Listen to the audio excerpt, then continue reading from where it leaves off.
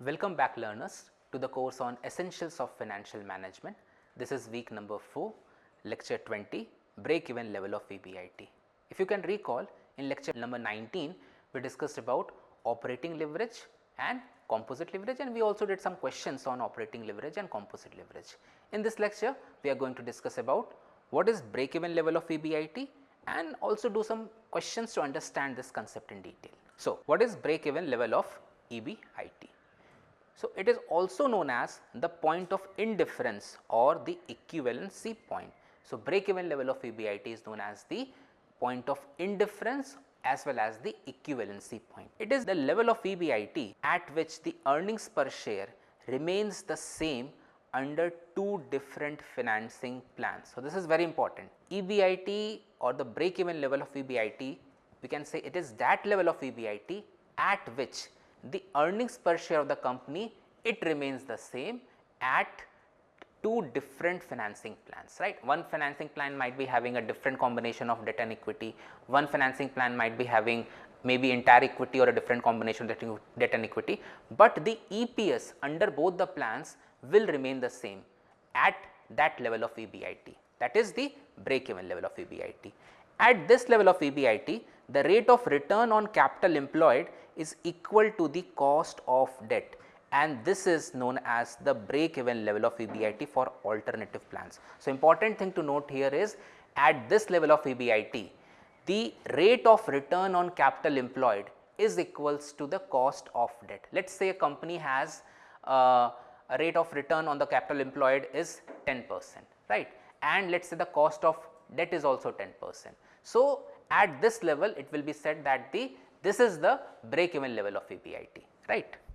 The EBIT level where a company is indifferent between two options, usually involving different mixes of debt and equity. So, company is indifferent, that is it does not sees the things differently, it is not considering the two things as differently with as far as the two alternative plans are concerned. Alternative plans whether having different proportions of debt and equity, right. Now, it facilitates what? Capital structure decisions.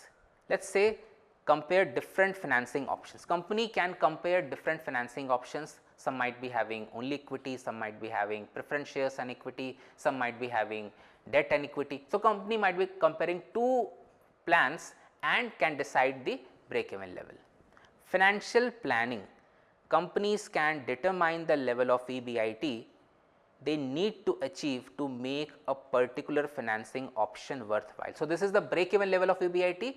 They must be knowing that this much they should be generating as a rate of return, because in that case if they do not generate the sufficient amount of return, that option will not be considered as worthwhile. So, break-even level of EBIT will help them find that particular level that will help them to know that this is the level that the company should generate. Risk assessment. A higher point of indifference indicates higher risk. If a company is having a higher level of break-even level of EBIT, then it signifies a higher risk of a company, because company should generate at least that much, right. The rate of return for the company will go high. Formula for calculating the break-even level of EBIT, that is the point of indifference. So, the point of indifference, it can be calculated algebraically using the following formula. So, this is a big formula, just pay attention to this. How it can be calculated? It is x minus I1, you multiply it by 1 minus t and you deduct the preference dividend 1 PD1 from this, and then you divide the entire thing by S1. Similarly, x minus I2, you multiply it by 1 minus t and then you deduct preference dividend 2 and you divide this by S2, right. Now, let us understand what these things are. Here x represents break-even level of EBIT or the equivalency point, or it is also known as the point of indifference. What does I1 represents? I1 represents interest under alternative financial plan 1. What does I2 represents? It represents interest under alternative financial plan 2. What does T represents? It represents the tax rate. PD1, what it represents? Preference dividend under alternative financial plan 1. PD2, what it represents? Preference dividend under alternative financial plan 2. S1, it represents the number of equity shares, or it can also represent the amount of equity share capital under alternative financial plan 1. So, in this case we can take the number of equity shares also, or we can also take the amount of equity share capital in plan 1. Similarly, when we talk about S2, we can take the number of equity shares, or we can also take the amount of equity share capital under alternative financial plan 2. So, with the help of these things, a company can determine its break even level of EBIT, that is x. If you know the values of the remaining things, all these things, you can find the value of x, right. So, the point of indifference can also be determined by preparing the EBIT chart, which is also known as the range of earnings chart. This chart shows the expected earnings per share at various levels of EBIT, which may be plotted on a graph, and a straight line representing the EPS at various levels of EBIT may be drawn. The point where this line intersects is known as the break even level of EBIT. So, if you look at this graph, on the x axis you have what? You have EBIT. On the y axis for you have is EPS.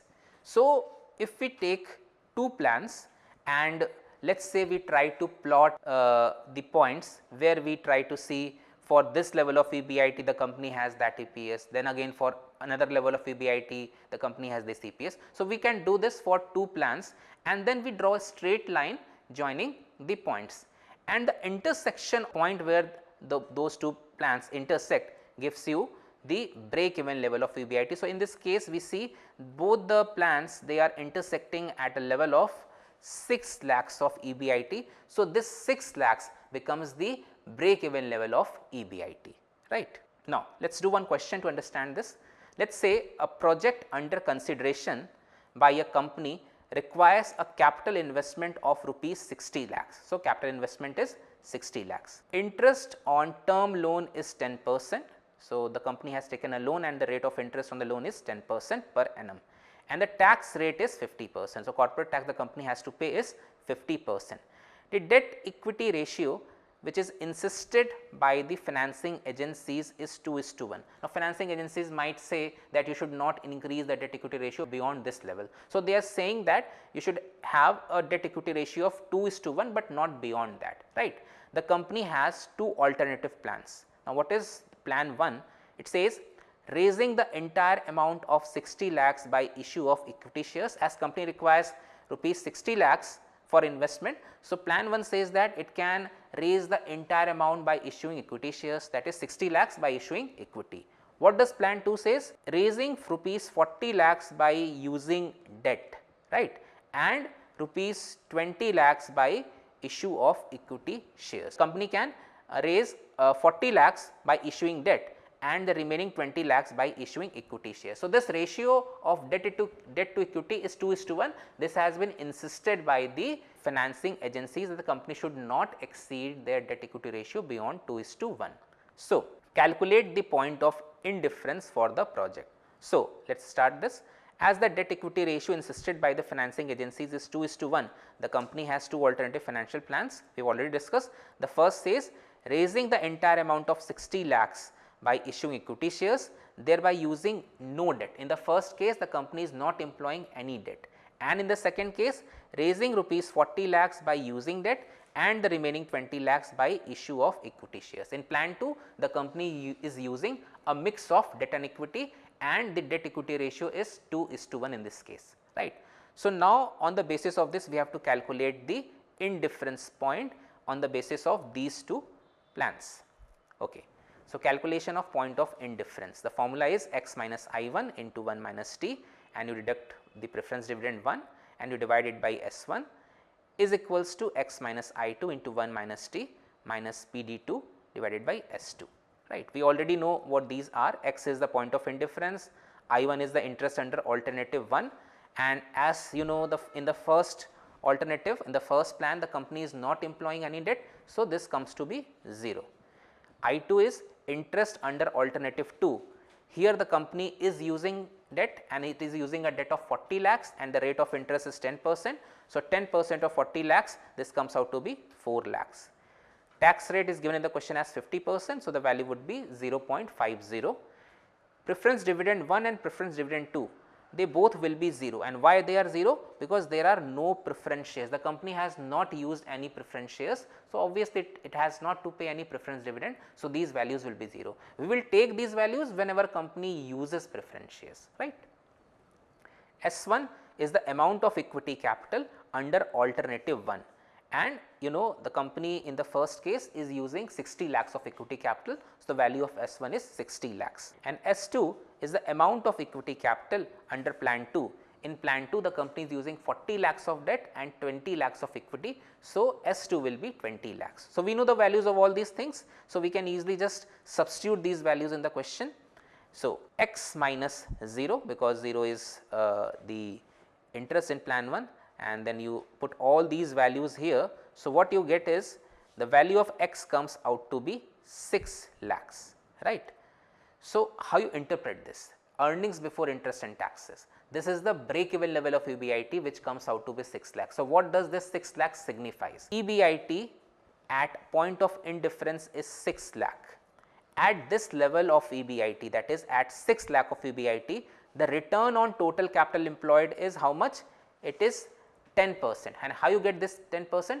Because EBIT can be taken as the rate of return that the company is generating, right, and the total capital employed by the company is 60 lakhs. So, 6 lakhs out of 60 lakhs is 10%. So, rate of return is 10% at 6 lakh of EBIT, and the rate of interest on debt is given in the question is 10%. So, at this level of EBIT, the rate of return is equals to the rate of debt, right. We have already discussed what is the break even level of EBIT. Equivalency point or the point of indifference or the break even level of EBIT is 6 lakhs in case the firm has an EBIT level below 6 lakhs, then equity financing is preferable to debt financing. Why this is the case? Let us say we say the EBIT of the company is 5 lakh 90,000, or let us say 5 lakh 99,000, or just below you can say it is 5 lakhs 99,999, it is not 6 lakhs. What will happen?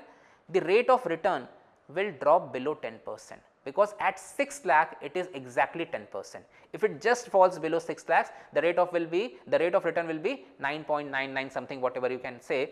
So, in that case it will be less than the rate of interest, and if rate of return goes less than the rate of interest, it is an unfavorable case of leverage, right. So, in that case the company should use more of equity and less of debt, it will be better for the company. On the contrary, if the EBIT is higher than 6 lakh, then debt financing is better. Why better?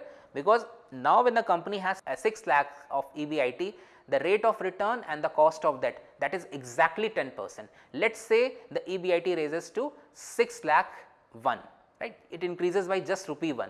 So, this rate of return of 10% will increase slightly over 1.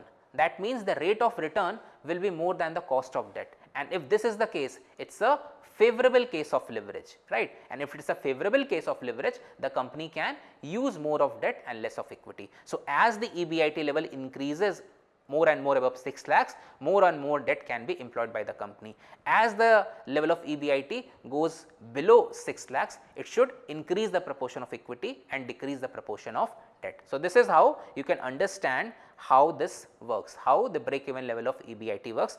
This graph here plots the break even level of EBIT, and it has come to be 6 lakhs, right. At this level, both the plans have the same EPS irrespective of the different debt equity mix, right.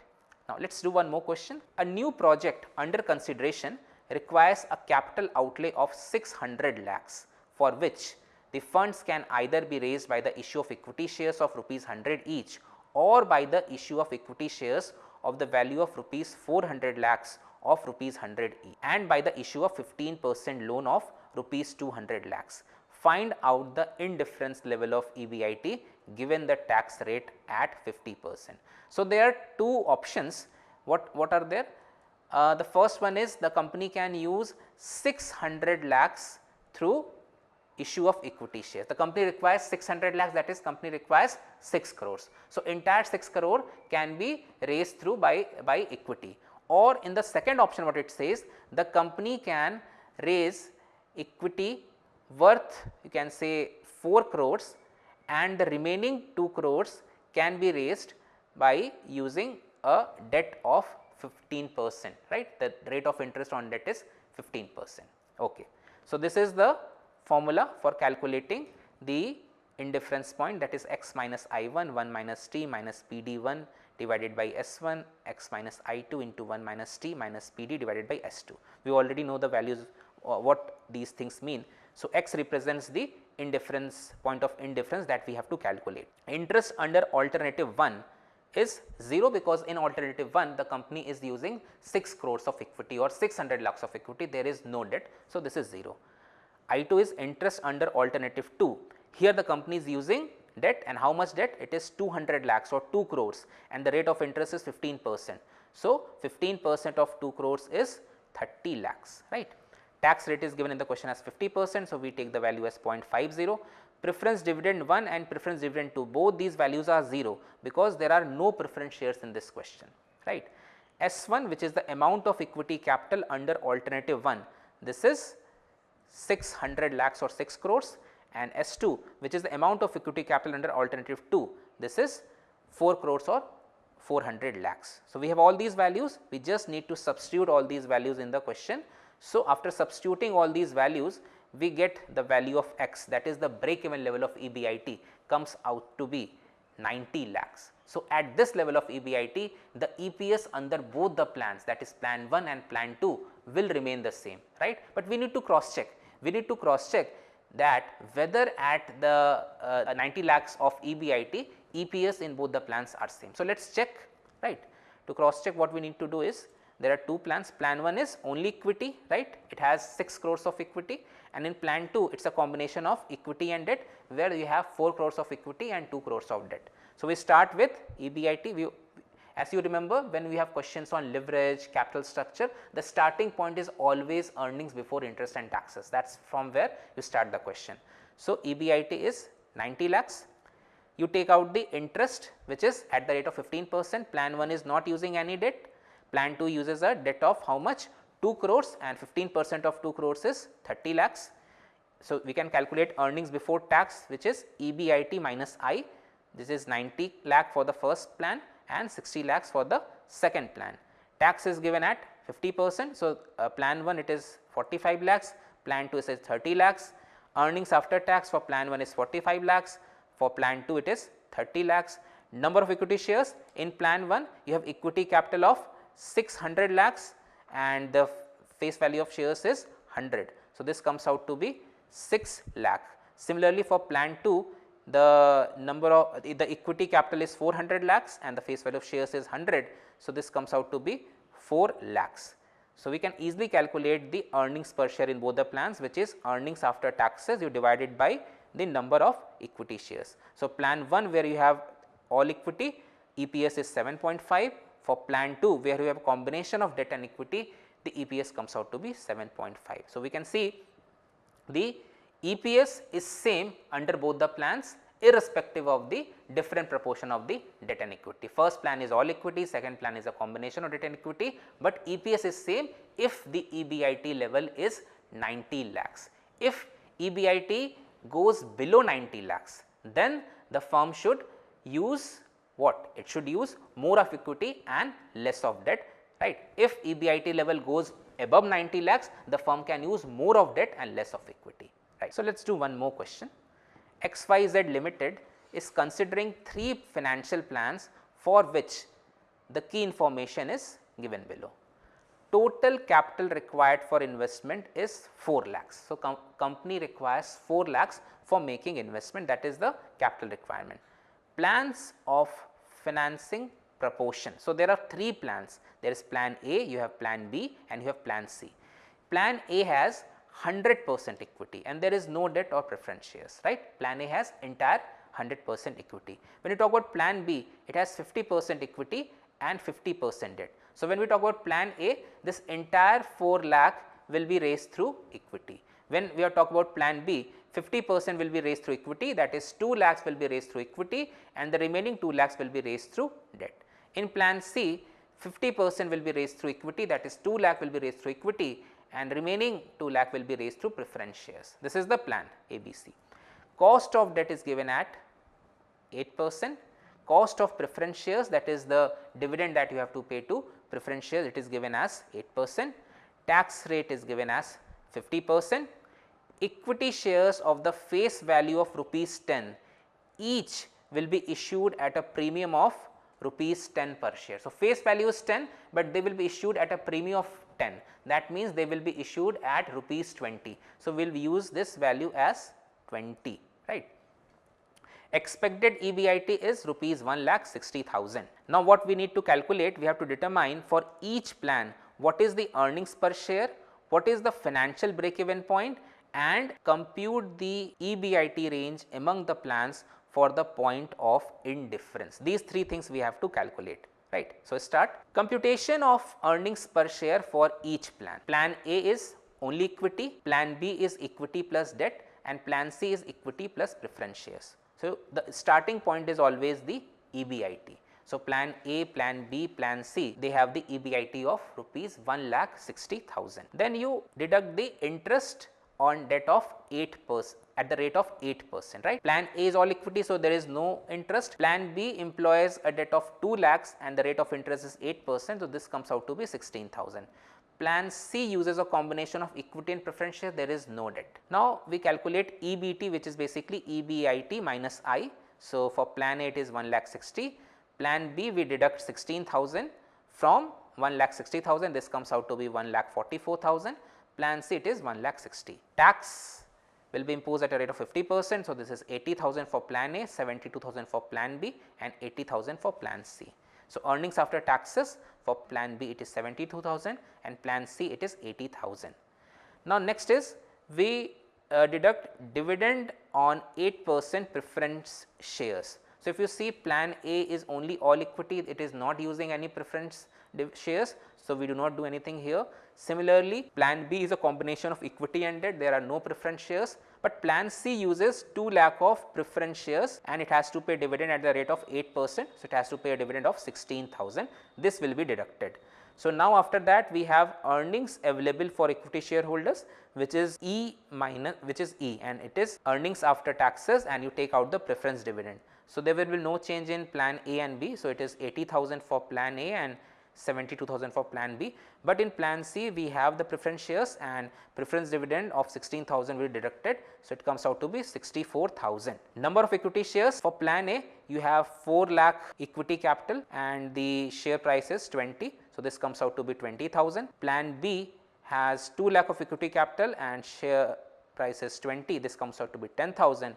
For plan C, you have 2 lakh of equity capital and share price is 20, this comes out to be 10,000. Plan A is the entire equity plan, it has more number of equity shares, right. Now, you can calculate earnings per share by dividing E by N. E is your earnings available for equity shareholders, that is okay. Then 80,000 divided by 20,000, this comes out to be 4 for plan A. 72,000 divided by 10,000, this comes out to be 7.2 for plan B, and 64,000 divided by 10,000, this comes out to be 6.40 for plan C. So, these are the respective EPS for different plans. Okay. You see, a plan where a company uses a combination of debt and equity has the highest EPS, followed by a combination of equity and preference shares, and the minimum EPS or the lowest EPS is where the company is an all equity. Next, we have to calculate the financial break even point for each plan.